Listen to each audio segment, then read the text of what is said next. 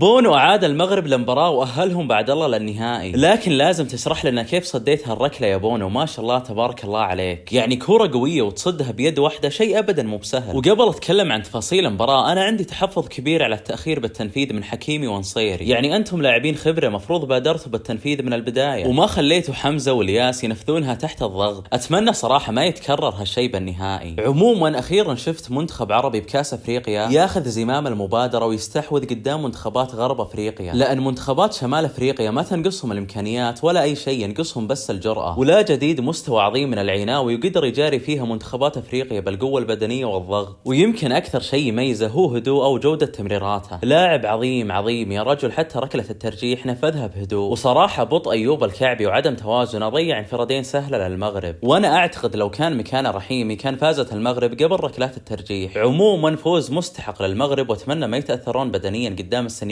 ومبروكين خويا.